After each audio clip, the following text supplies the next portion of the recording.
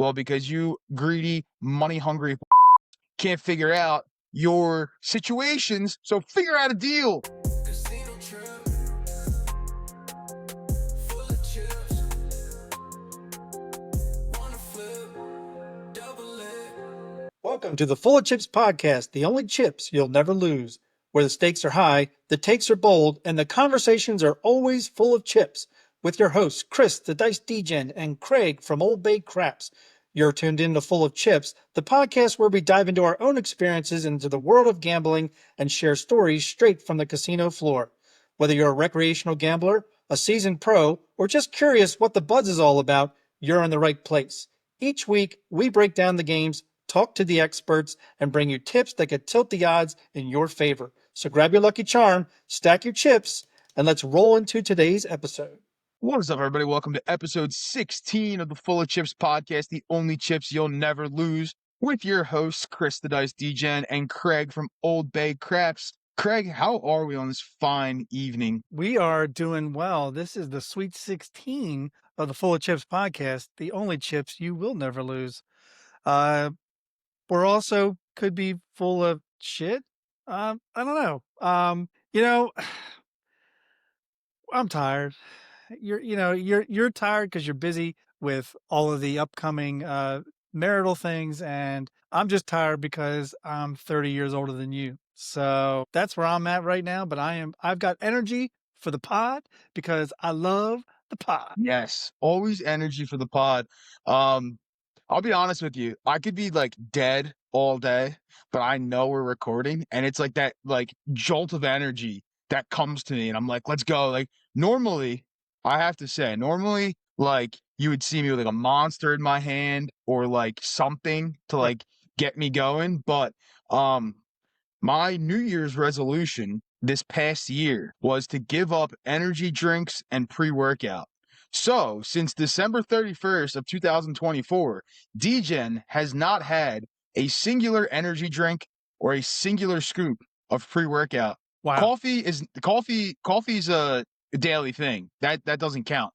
Yeah. But those artificial energy boosters have not had any of that, and I feel great. OBC cannot have any of that stuff because I have high blood pressure. So you won't see me with a Red Bull anytime soon. But if you want to be a sponsor, fullofchipspodcast@gmail.com, okay? Just send all your requests about sponsorship and how you want us to work with you. We'll be happy. I think we're probably going to have some other sponsorships that we want to come our way to get the show out there to folks. And, anytime, just email us. We're always here. But you mentioned mentioned no monster drinks. But what are you drinking tonight? That's a great question. What am I drinking tonight? Well, we are still technically in fall, but I drank a little too much during Halloween. Just a little too much. It's been a while, let me tell you. The college Degen is not anymore. Like, yeah. So you are far out from the college. College. Oh yeah. We were ripping shots. I was doing everything, and then well, let me tell you, the morning after Halloween, I was feeling it. So tonight is my first drink since then. It's like I'm back on the wagon, but I just have some nice vodka lemonade in my tumbler here. The vodka lemonade, something simple, something nice, something easy. A little bit of Grey Goose and some lemonade. What are you drinking tonight? And of course, you have H2O on standby. Of course. You don't have to show it for the camera. I'll show it for us. There we go. But besides the H2O, I actually don't have it on standby. It's in the kitchen. Whoops. That's all right. That's okay, because what you're drinking has H2O particles in it. Kind of. Yeah, sure. Kind of. It's hydrating. Due to this episode and what we're talking about and some of the things we're about to talk about, I had to go back to the Crown and Dr. Pepper. There you go. Well, cheers. I gotta get my drinking game back because as you know, for the wedding I'll be an all-inclusive resort and people are just gonna be handing me drinks left and right. And good old Degen here can't be hungover. But I am bringing nurses with me. Because some of the bridesmaids are nurses, and I made sure one of them does the IV drips, So Wow. she has IV bags coming with her for me. Okay. All right. Just so we're good. When in the when in the Caribbean, have at it. Yeah, I right. guess it's a And good but thing that most of the beach area is under just 2 feet of water at most. You have plenty of area to walk it yeah. out. Oh yeah. Oh yeah. No, we'll be all right. DGen won't be drinking that bad, but just in case, you never know. You need a little hydration, a little extra boost, a little extra doubt. dosage of the vitamins. We'll get them. We'll get them. We'll be good. All right. So just so everybody knows, I want to make a little bit of an announcement for everybody. All right, we got some new things coming on this episode today. All right, 2 new things are coming. First of all, little announcement, right? Full of Chips podcast is now on Patreon. Now, before anyone gets their panties in a bunch, there is no fees. Okay, it's free. It's free. Link is down below. You can go join. Full length episodes will not be posted on Patreon. I will post links to the full episodes for YouTube, Spotify, all that kind of stuff. But the episodes themselves will not be posted on Patreon. Just links to the episodes. What we wanted to do is kind of create like a forum community type page for the Full of Chips community. You can chit chat in there, post questions, all that kind of stuff. Because we found, the questions coming in, they're coming in on a variety of different avenues, and some people don't see them. So, like, if somebody asks me a question on Spotify, you may see me copy and paste or like post a picture of the question and our response. Same thing with like YouTube comments and stuff, just to have everything in one place. So Patreon is created. Link is down below. All right. And it is free. Okay. We're Full of Chips and we don't want to charge you for that kind of stuff. All right. Now, I'm not That's right. saying that there will never be a paywall established in the future, but for now and for a while, the Full of Chips podcast is full of free and full of shit for you, the viewers. So Patreon down below. And just for some of the viewers who may not understand when Chris says some people aren't getting the messages and comments, I'm not getting them because you're not sending them through the email. So please send all your questions and your comments. Well, comment on any video. That'd be great. We all check that. We have access to that. Email us if you have something complicated you want us to work out. If you have suggestions for any topics you'd like us to talk about, you can do it there. You can now do it on Patreon in the forum, and we'll go from there. But I can't answer what I can't see. So there you go. Yeah. Yeah. And for the love of God, stop messaging me on Discord, please. Like, I love you all. I really do. I don't check Discord. I really don't. So if you're going to message me on Discord, don't expect a response quickly. If you want a quick response, comment on something, podcast, YouTube video, whatever it may be, or now you can throw it in Patreon and I will see it quicker because Discord is muted because I am in so many Discords that my phone would literally not stop buzzing all freaking day long. And it kind of bothers me because my OCD goes batshit and I can't deal with it. So email, comments, Patreon. There you go. There you go. All right. That's the first of 2 new things at Full of Yes. Chips podcast. Our other thing is a brand new mini segment. It is the first ever, and we'll put it up on the screen. We are giving out the inaugural FOC FOS award. That's right. The first Full of Chips, Full of Shit award. Now, would we love to give it to some YouTubers we know? Absolutely. And maybe that'll happen down the road. But for tonight, our award, the inaugural award, is being awarded to YouTube TV.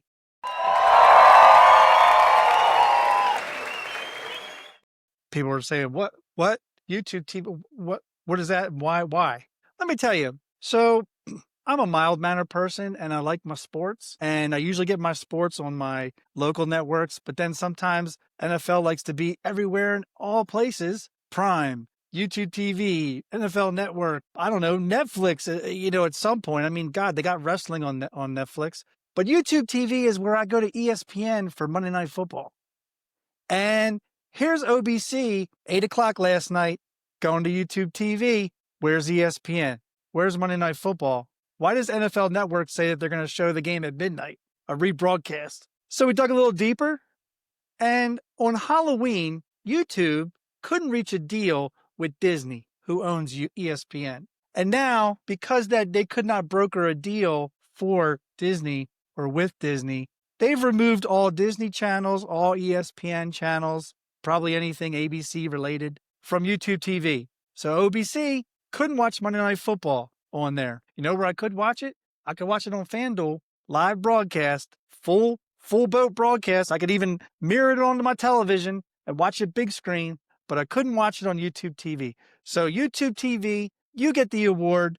And Chris, I know you have something to say about it, so I'm going to let you speak before we flop up the award if we haven't already. Oh, the award has been flashed multiple times at this point because they need, like, the inaugural award. I can't think of a better, more deserving recipient of this award. Now, you made me cry earlier of laughter when you said to me via text. Do you remember what you said to me via text about not being able to watch that game? Yes, I do. Okay. All right. Well, I'm not going to steal your thunder. I will let you say that, and then I'll get into my thoughts. So what did you text me earlier today? He's got to go look. I texted DGen that maybe it's because YouTube did us a favor so that I wouldn't have to watch the fucking Dallas Cowboys on live television. And I really think that's what their agenda was on Friday. They were trying to save me from watching Dallas Cowboys just look like utter shit, which they did, because I did get to watch it on FanDuel. And FanDuel, if you want to be a sponsor of this show, please, please, please reach out to FullofChipsPodcast@gmail.com. Yeah. FanDuel, you're in my inbox every day offering me something. So why don't you offer me a sponsorship? Anyway, no, yeah. So I'm watching the game, right? And I have YouTube TV as well. And I was trying to find out, where can I watch this game? Where can I watch this game, right? So me being me, I have many ways of watching all different sports, right? You guys know I'm a big soccer bettor, and these games are not televised, okay? So I have my sources for where I'm watching sports. So I got one of my streams up. I got the game on. But on this platform that I'm watching, I will not name the platform, but the platform that I'm watching, there's a lot of pop-ups coming, right? And of course, the pop-ups are nothing other than, are you lonely and looking for love in your area? There's single horny girls in your area. And nothing's more, I guess, uncomfortable than watching that with my in-laws sitting right next to me, my future in-laws sitting right next to me. And this shit's just popping up on the screen. I'm like, Chris, do you have something to tell us? No, I don't. But apparently the platform does. So yeah, but YouTube TV, what the hell, man? What the hell? Okay? Come to a deal with Disney, all right? Figure that shit out, because I need to watch Monday Night Football. I need my ESPN, and I don't really care about ABC, I'll be honest with you. I watch the news like once in a while. I'm up on current events, but I rarely watch the news. Sports are the only thing DGen watches. So get that shit figured out. Also, YouTube TV, you can drop your mailing address in the comments if you're watching, so we can send you an award, because I will actually get one made up for you. Yeah. Because you deserve it. Right. Oh my God. Fucking YouTube TV. I was so pissed last night. Unbelievable. I was so pissed. Yeah, me too. Like, I'm telling you, when I'm looking and I'm sitting there and I'm like, oh shit, I'm not gonna be able to watch this game.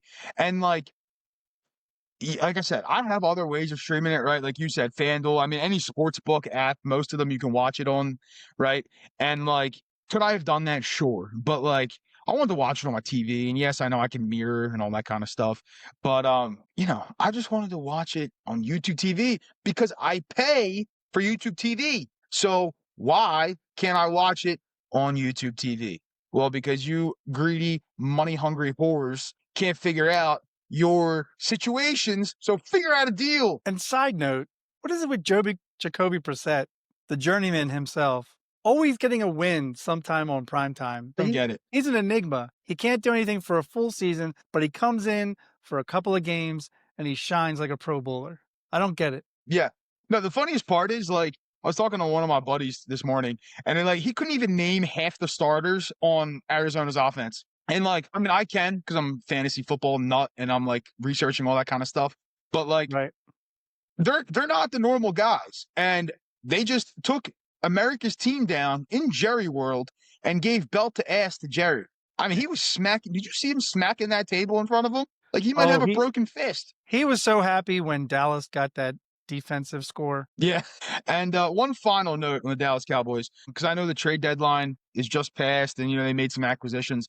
For anybody who's a Dallas Cowboys fan, I'm sorry. Your season is over. So good luck making the playoffs. That's not happening. If you would like to debate me on that, you can reach out to us at the FullofChipsPodcast@gmail.com or any one of our many plethora of platforms you can reach us on. That's right. But yeah, the Cowboys are dead on arrival. They will not be making the playoffs.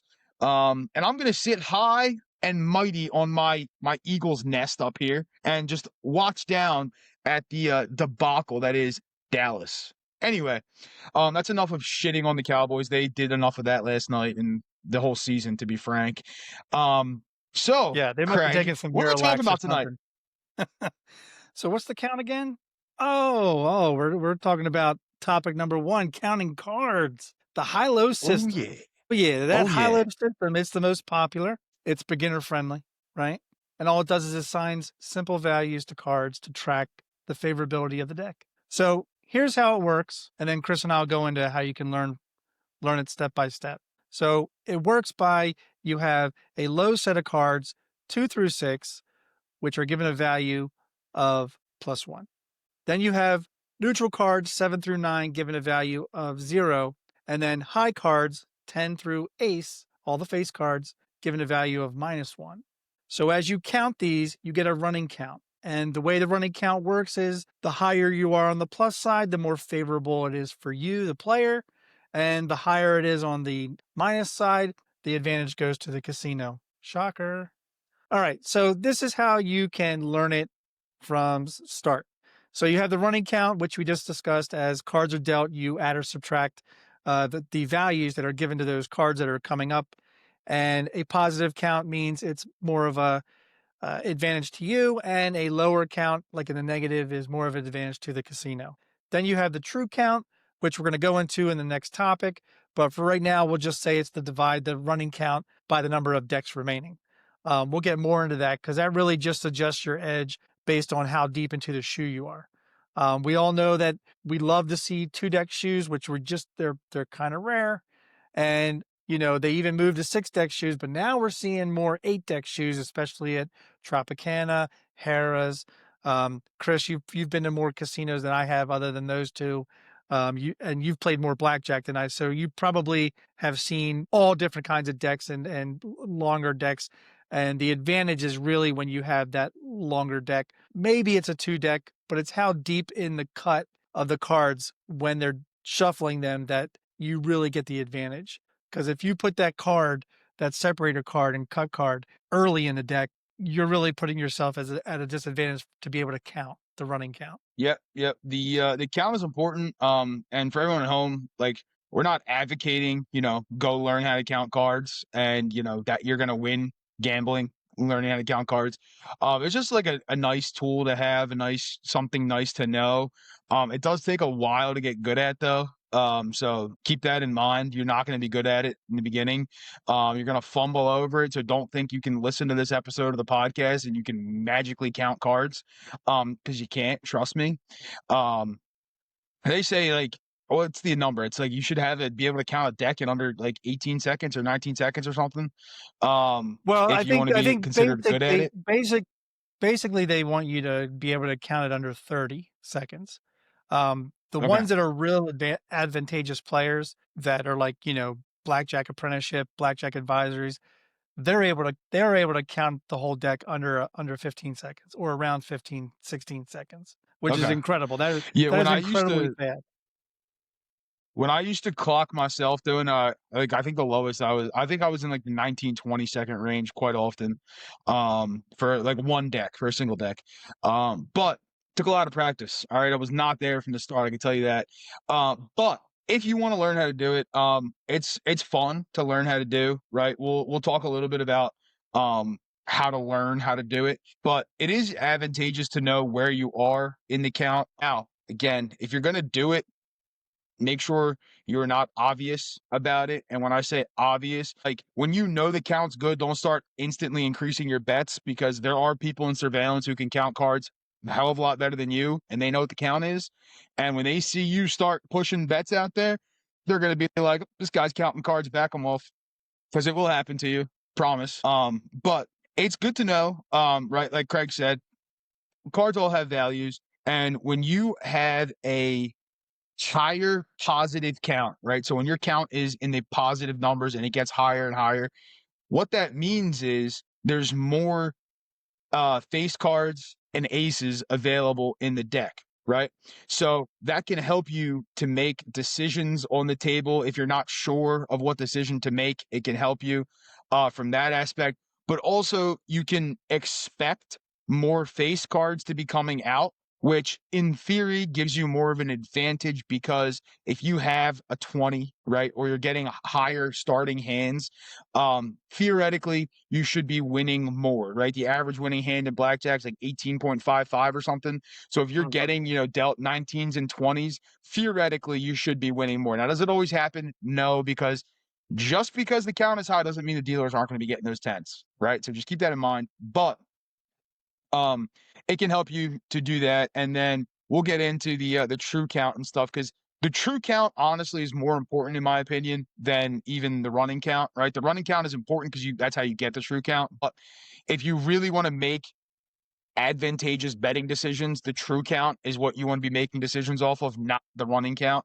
Because your running counts can get really high really quick, right? Especially like Craig said, when you're playing 6 and 8 decks. I mean, if how many times, Craig, have you seen just a shoe or like a whole hand to a full table of just nothing but low cards, Oh yeah, right? And you're sitting there and like, I've seen a shoe start off and like the count gets like ridiculously high, and it's like you only have everywhere to go is down from there, and nobody's yeah, going to start increasing their bets within the first 3 hands. Like you have nothing to base it off of. You have to yep, be there a little bit to just like a craps table to read the table. Um, yeah, what you said was really important. Starting slow. Practicing with just one deck. We talked before about when you're planning to go to the casino that if you're into craps and blackjack, don't just take like a set of dice with you to practice. Remember, practice your throw before you go down to the table, just to warm your arm up. But take a deck of cards with you and practice running count. Um, before you go down to an actual blackjack table. Always practice before you go to a live table. But starting slow is really, I'm only, again, I started in April with blackjack. Chris is telling you that the best he's ever gotten down to was 19 seconds, which is incredible, by the way. I've only ever gotten, I think 39 seconds is the fastest I was able to read the running count. I think they said it takes about 500 hours to really yeah. be able to It get takes it down. time. Yeah, it takes a lot of time. And then, like Chris pointed out, which we're going to get to probably in our top 5, is stay discreet. Um, Casinos frown upon card counters. Blend in and avoid the obvious behavior, like you've been betting $10, $15 every hand, and all of a sudden you're betting $250 per hand. Yeah, That makes the eye in the sky go, is he counting cards? Because I'm yeah, counting cards yep, as I'm a security guy, and I know what the count is, and it looks like he's counting cards. Let's get him out of our casino because we don't want his business. Um, exactly. Yeah.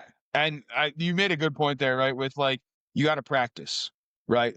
And I think you and I probably practice pretty similar, right? So, you get one deck of cards and you start what they always tell you, right? If you look up how to learn how to count cards on like Google or wherever you're going to look it up, they're going to tell you to grab a deck of cards, right? And just start going through it and going through it and look at it, right?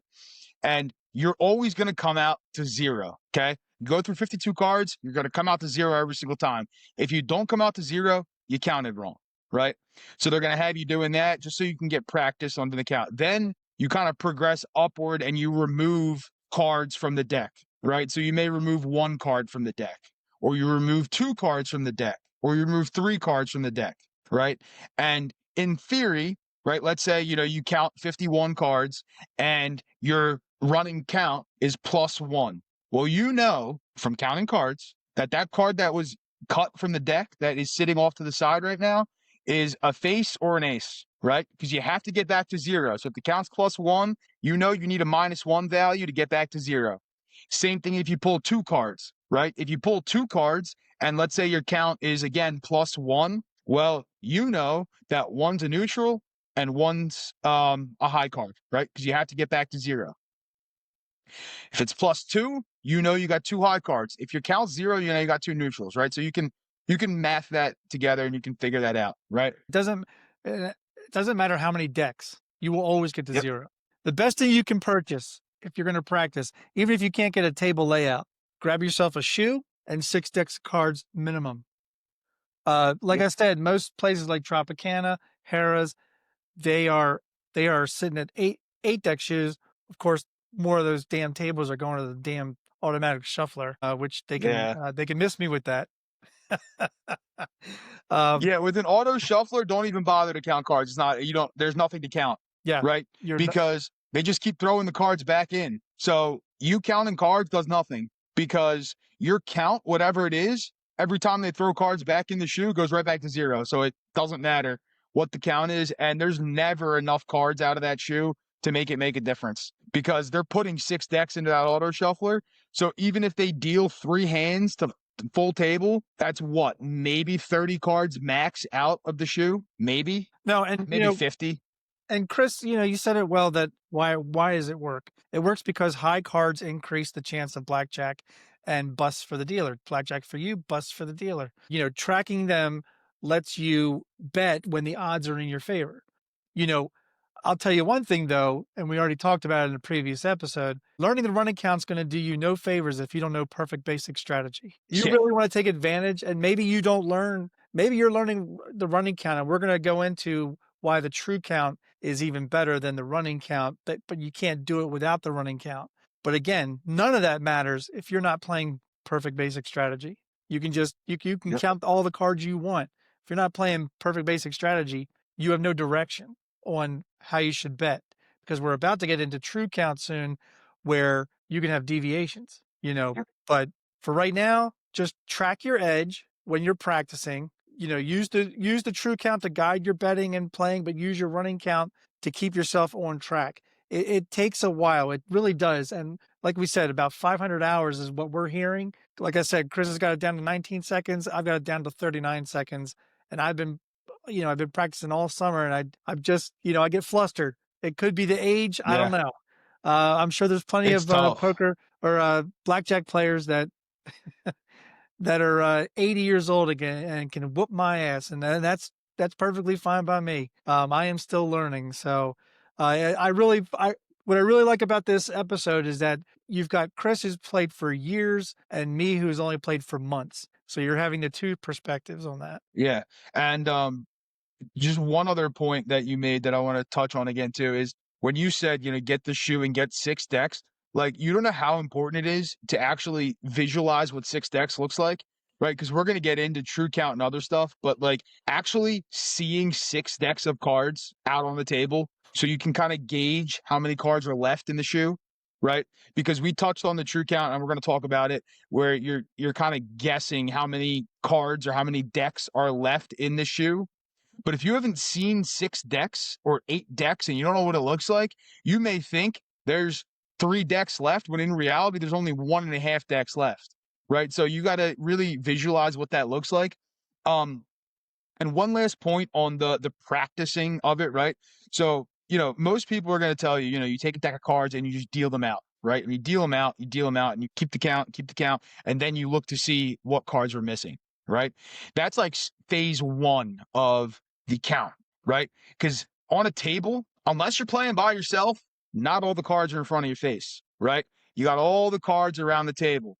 So once you start getting good at the, counting what's right in front of you, then you got to start dealing to multiple different positions on a table and keep that going, right? So you can kind of keep track of, let's say, 6 different hands, because when you're playing at a casino, right, you're probably going to be playing with multiple people. You're not going to be playing by yourself for the most part. Now, if you're playing by yourself, again, you have it right in front of you.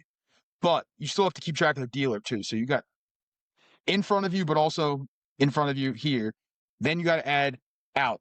Practice that once you get good at the right in front of you. I just want to interject. When you're playing with just the dealer and you, it goes a hell of a lot faster. And trying to Yeah. do the running count goes a hell of a lot faster than when you have 6 other or 5 other people at the table. That it's kind of, I'm not saying it slows down great, but when it's just you and the dealer, it's, it's quick. You don't really have time. You can make a decision. You can stop and you can take some time to look at your cards and figure out what you want to do. But Yeah. the longer you take, the more obvious it's becoming that you're trying to keep the count, and it's Yep. not happening.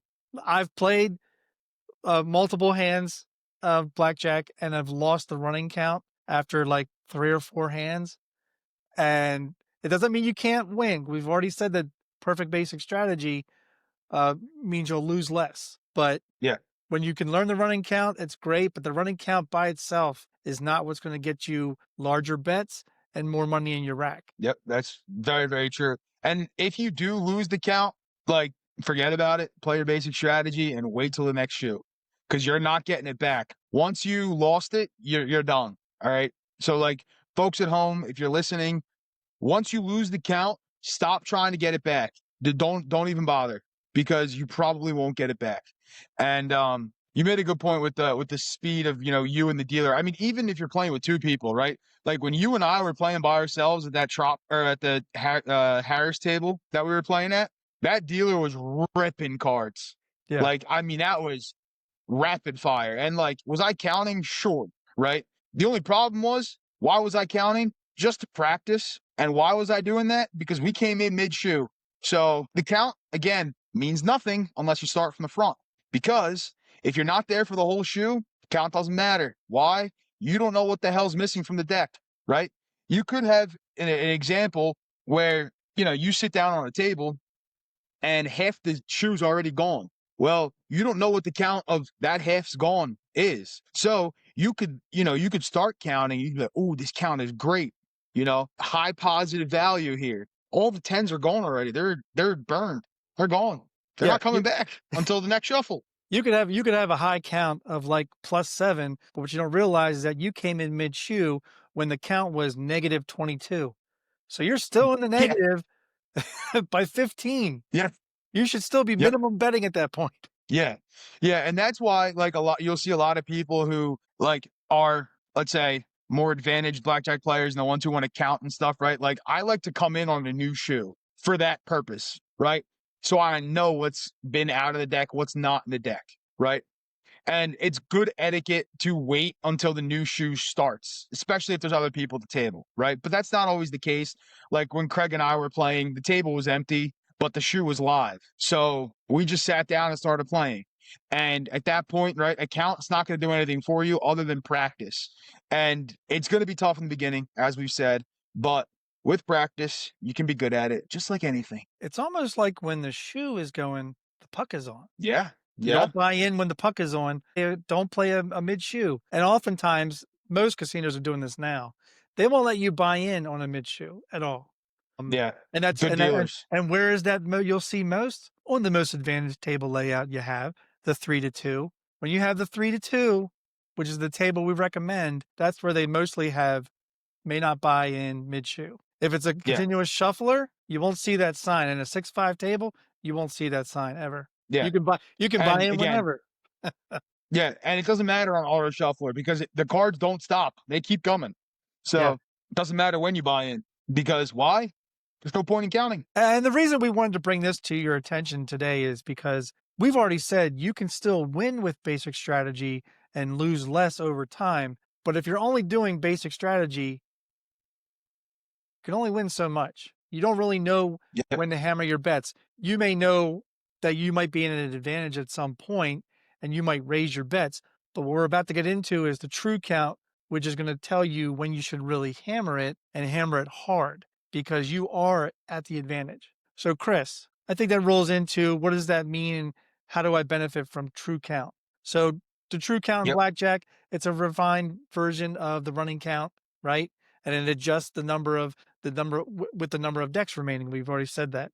So it helps you make smarter bets by revealing when the odds are in your favor. So, Chris, what is the true count? Yeah, so the true count you touched on a little bit earlier. It's the running count divided by the decks remaining. And I'll put it up on the screen so people can see a little math formula and stuff. But basically, what it is whatever your running count is that you have to divide it by the amount of decks remaining. And why is that important? Well, as Craig said, and as I said earlier, sometimes you'll see a shoe just be very heavy on a certain either low card or high card in the beginning, middle, whatever it may be, right?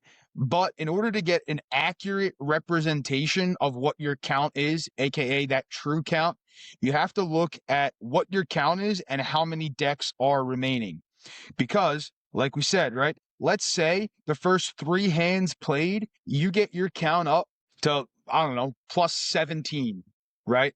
Let's say you get it up to plus 17. Okay. You played it through a few shoes. You might be sitting there saying, wow, the count's plus 17. I'm in a great position. In theory, sure, you're in a great position. But if you're playing on a 6-deck shoe, you still got 5 decks to come, right? So your actual true count there is 17 divided by the 5. Now, I picked a bad number with 17. Let's call it 15 because it's nice and easy, right? Let's say your count's 15. You're dividing that by 5. Your true count is plus 3. So are you advantaged? Yes. Are you as advantaged as you thought? No, there's a big difference between plus 15 and plus 3, right? And just to put But that even into a smaller perspective, if you're playing a multi-deck shoe and here's the impact of having a plus 6 running count, right? It's very different if there's 1 deck left versus 6 decks left. 6 decks left, your true count is 1. 1 deck left, your true count is 6. So it makes a difference, and you need to know that. Yeah, it makes a huge difference, right? Like, and that's a great point there because, like, if that count is plus 15 with 5 decks remaining, like I said, your true count's plus 3. But if your count is at 15 with 2 decks remaining, you're at plus 7.5. So, like Craig said, it's a big difference between being at plus 3 and at plus 7, right? Because there's only a handful of cards left, especially in that instance. Right now, that's 6 decks. If you're playing with 1 deck or 2 decks, like if your count gets up, your running count and your true count are going to be pretty similar, right? Because if you're playing with 2 decks, you're just dividing by 2 in theory.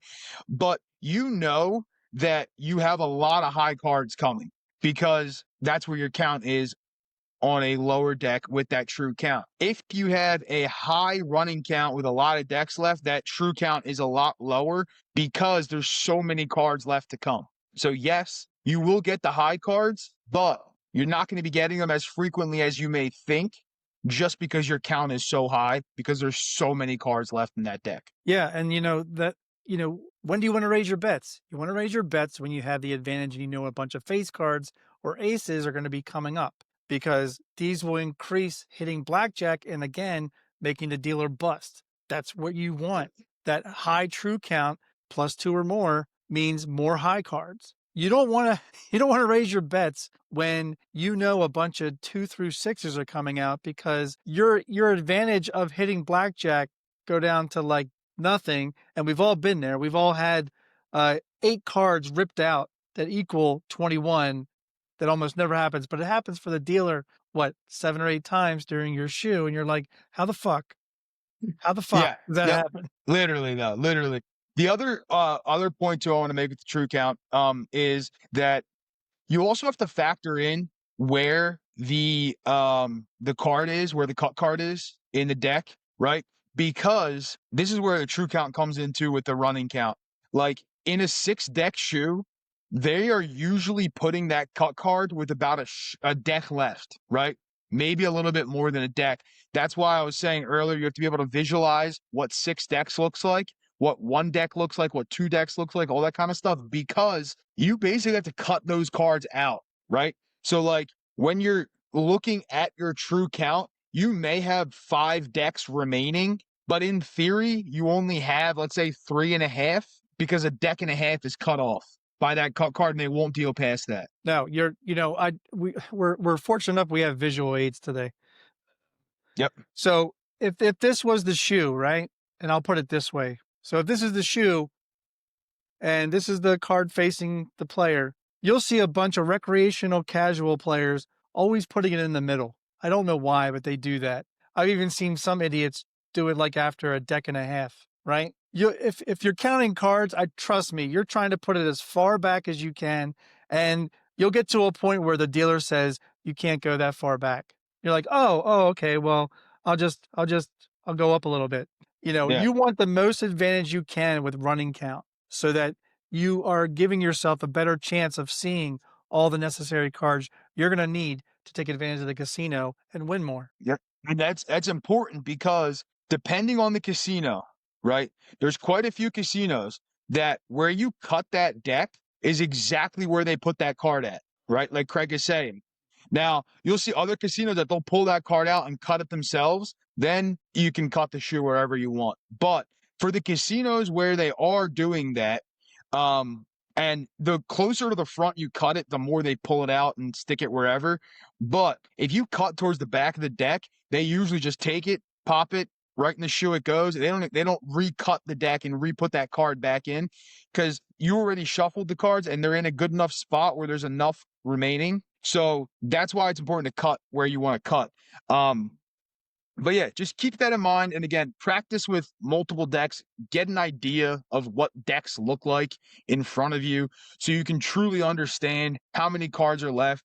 And, you got to practice that. But if you want to be advantaged, the running count is important, but understanding how to get to the true count is your more important aspect of this because, like Craig said, right, you got to know when to bet a little bit more or when you're advantaged. Now, again, the eye in the sky or somebody up there will be watching.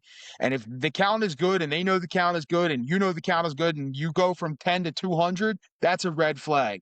Okay. But if you're increasing your bets a little bit, or the other thing that I want to bring up in this is you'll see my systems of betting progressions get a little bit more aggressive when the count is in my favor because one, it doesn't really tip off the casino, right? Let's say I'm playing like quarter level, right? And I'm at a quarter.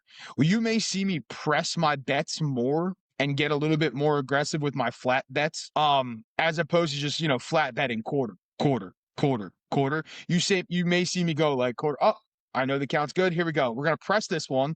And like I'll do some stupid shit too, like, oh, we're winning. Let's press this. So they're like, oh, this kid's an idiot. Am I though? I know the count's good. So Well, am I going to win? Maybe. Am I going to lose? It's possible. But I'd rather be putting that money out there when I know I have a better chance of winning than just willy-nilly throwing that money out there and, praying that I win. so here are some other ways you can also benefit from knowing the true count. Bet sizing, right? You increase your wager when the true count is high to capitalize on favorable odds. We've discussed that. Strategic deviations, which we haven't really gotten into. This goes along with basic strategy and when to deviate from basic strategy. So a lot of times using the true count to adjust your basic strategy, standing on 16 versus 10, when the true count is high. What is perfect basic strategy? It tells you when you have a 16 against a face card or a 10, you hit. But a true count at a certain point will tell you to deviate and stand on 16. Insurance decisions. I don't play insurance. I don't know enough to play it or not play it. I just know that I don't play it. oftentimes you don't play it. But when you know the true count, you are advantaged to know when to take insurance. Only take insurance when the true count is +3 or higher. It's profitable only then. And oftentimes you can get to a true count of +3. Chris just said it could be a high count of 15 and there's 5 decks remaining and your true count's +3. Perfect time to take insurance if that scenario comes up. And normally it's what? It's like if you have a 15 or 16 against an ace, that's when a true count is +3 or higher. The only time I don't take insurance, the only time I'll consider taking insurance is if I have like a 20 or a 19. Other hands, I don't take. Like, I don't know. I don't take insurance. Yeah, so like with insurance, right? Like I personally I don't take insurance. I don't find it profitable. Now, I also don't take even money on blackjack. So when the dealer has an ace up and I have blackjack, I don't take even money unless I'm unfortunate enough to be playing on a 6-5 table. Then I will take even money every single time. Why? Yeah. Because 6-5 pays shit. So give me the even money and I'm not even going to worry about it. Because if you're playing like $15 hands, what's the $3? I don't even give a shit. It's probably going back to the dealer anyway. So like, I don't need it. Well, you're talking about edge over the house, which we talked a little bit about that in previous episodes. So with perfect basic strategy and true count tracking, your edge is can be down all the way down to 0.5% over the house. That's you can't. I don't think you can. It's the best odds of all table games is going down to 0.5%. That's pretty damn good, and it's damn good on a 3-2. And like Chris said, I would never do that. Take even money ever. Not when you have 3-2, especially if you have you have the cards. You think you can beat the house, and you have a high bet. If I got $100 and I'm saying $100 because I'm just getting into this. I'm not tiptoeing in with thousands of dollars. There are plenty of people that do that. I'm just, but if I get $100 is a lot to me. And if I got to bet at $100, 3-2 pays 150. I'm taking that. I'm not taking even Yeah. money. Not when you know you No, have I the agree. advantage. And so to wrap up the true count, the running count, practice, practice, practice. All right. You got to practice to even learn how to do that kind of stuff. Like Craig said, it's going to take you a long time. Right. But if you want to get good at it, you can't be good at anything without practicing.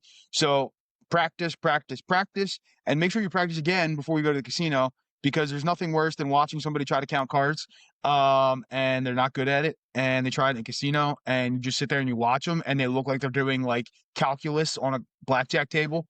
No, like it's obvious when you're doing it. If you're learning at least if you're learning at first how to do the running count and you're at a casino, it does help to have people that don't know how to make a decision, because that's time given back to you to make sure that you've counted right. Don't Yep. ever use your finger, by the way. Don't ever go like this. You don't touch other people's cards. One. Don't ever do that. Yep. That's Don't why you do that. practice. That's why you practice. But these are some of the things you want to know. But what are some things that maybe pit bosses want you to know, Chris? Are we ready for our top 5? I think we're ready for our top 5. I'm going to cue the intro.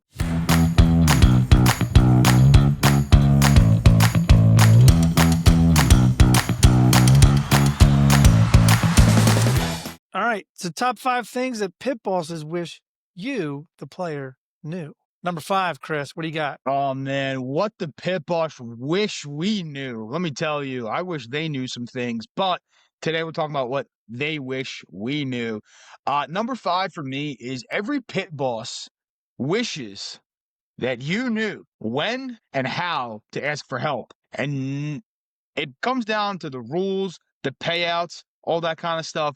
But first and foremost, you got to be polite, all right? They wish you were polite to them, because 95% of the time, people are rude and just being assholes because they don't get something. So just be polite, because that's what the pit bosses want. It's number 5, Craig. That's a good one. My number 5 is, from the pit boss's perspective, we're watching you, but not like Big Brother. Big Brother take care of you, the eye in the sky. But as a pit boss, we're just trying to catch anything happening that goes wrong. We're trying to make the game fair. We're monitoring the table. We're dealing with any game integrity issues. But if you're acting suspicious, even if you're just nervous, we may pay attention to that. It's coincidental that that's your number 5, because my number 4 is they're always watching, but not judging. The eye in the sky is handling the surveillance, but the pit bosses are looking for suspicious betting patterns. They're looking to see if there's some random people counting cards, right? And they want to make sure that the rules are enforced. We don't talk about it, folks. We don't talk about it. No. All right.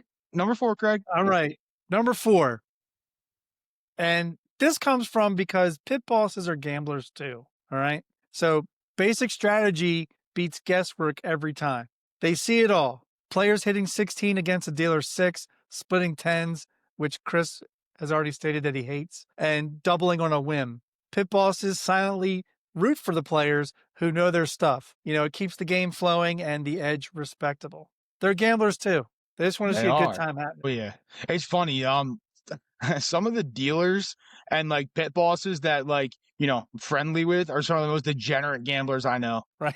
It's so funny. All right. Number 3 kind of goes off my number 5 a little bit. Is that good etiquette with the pit bosses goes a long way, and they wish you would have better etiquette. You were polite, and you would tip the crew because they notice that kind of stuff. We've already said if you're, I always wondered why, at the craps table, Ed bought in for 620. And then because we talked with Ian last week and we were talking about Bo Parker, I watched that video that Bo does where he explains the 620 and that it's a stack of green, a stack of red, and a stack of white. And then he went in a little bit about whether it's for tipping or it's for rack management. So same thing here. They tip, all right? You're not tipping. The pit bosses have they want to see a good time happening for everybody, including the crew and the dealers. All right, number 3. We know when you're counting. We don't always care. So card counting isn't illegal, but if you're obvious, it's a problem, right? Subtlety and discretion go a long way. Blend in, tip occasionally. Chris just said it. And don't celebrate like you cracked the casino code, right? I like Look, I've never seen anybody get thrown out of a casino for playing perfect basic strategy. No. Nope. You won't see it. Number 2. Speaking from the pit boss perspective, we're not out to get you. They're not out to get you.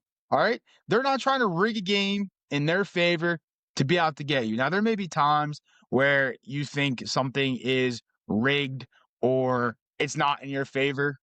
The pit boss is not the one trying to, screw you out of something. Now, there may be some weird stick calls on craps and other stuff where, like, it's a pit boss decision, whatever, but they're still not going to make a decision that's blatantly going to screw you, all right? So they're not out to get you.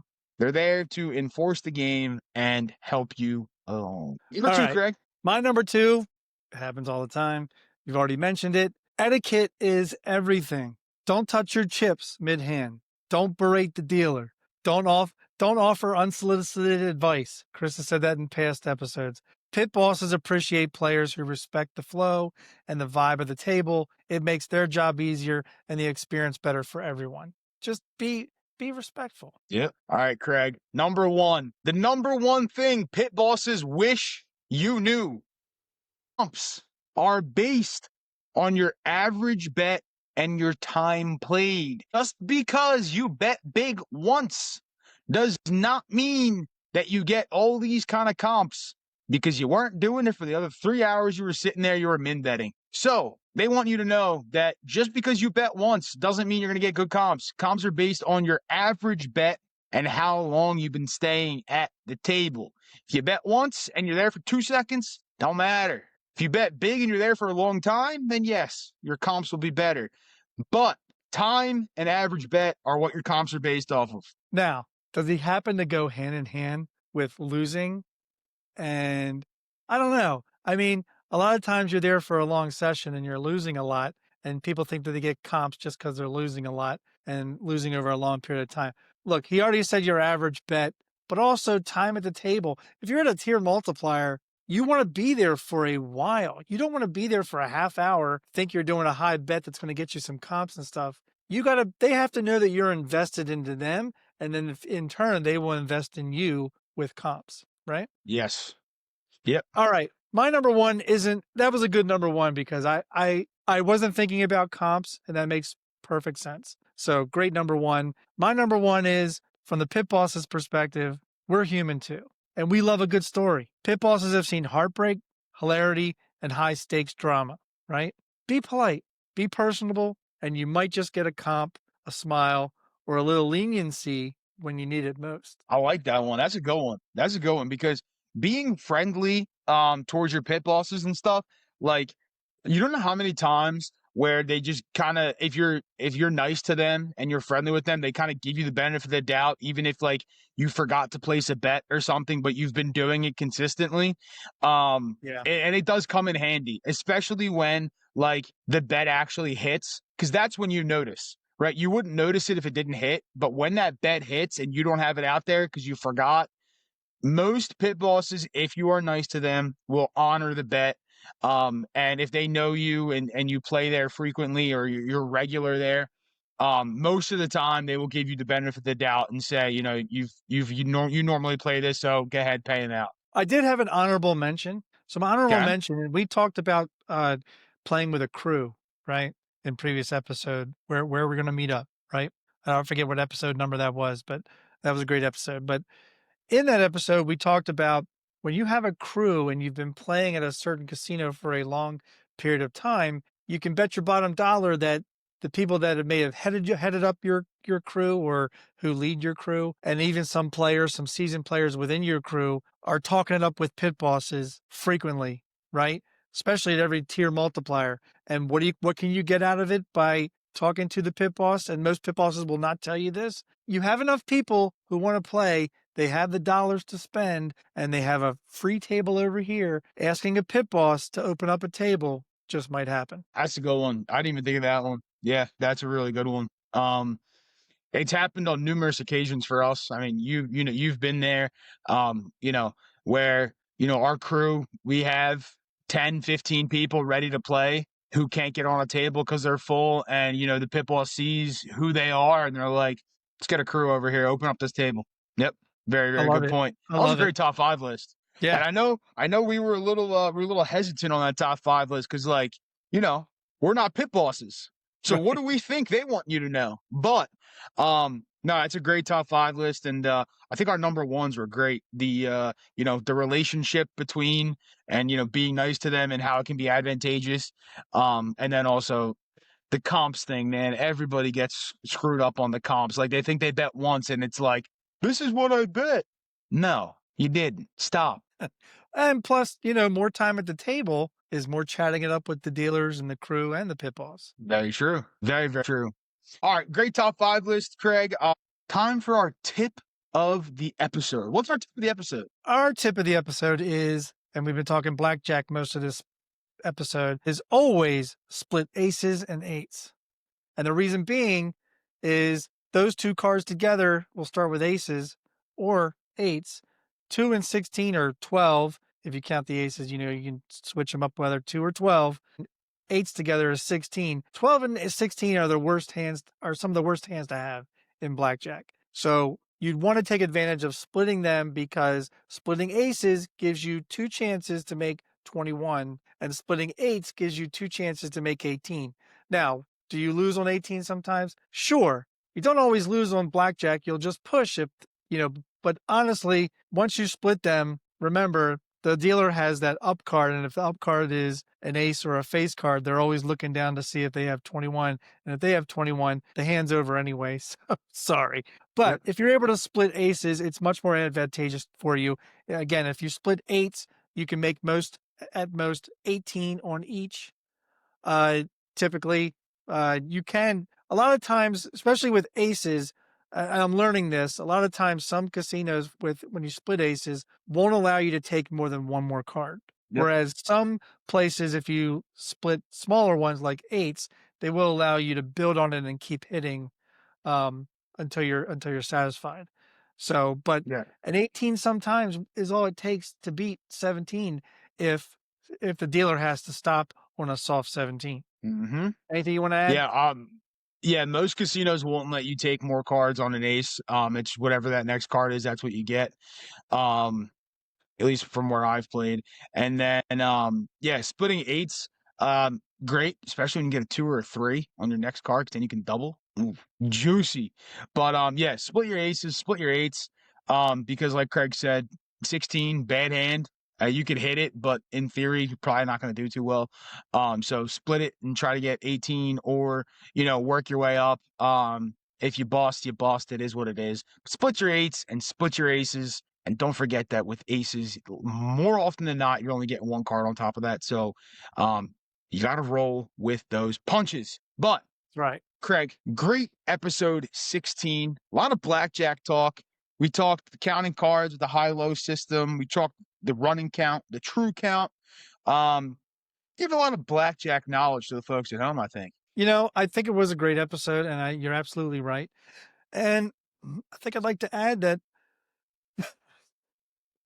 it's probably one of my favorite episodes because we introduced some new segments. And our favorite segment to introduce was the new award that we like to give out to insanely stupid or moronic things, people, organizations, companies. And the first ever inaugural FOC FOS award went to YouTube TV for fucking with our cable, even though it's not really cable, but fucking with us so we couldn't watch Monday Night Football. I understand that it was a Dallas Cowboys and maybe you were trying to save us, but still, I'd rather watch the Cowboys lose live than to have to watch it recorded later on NFL Network.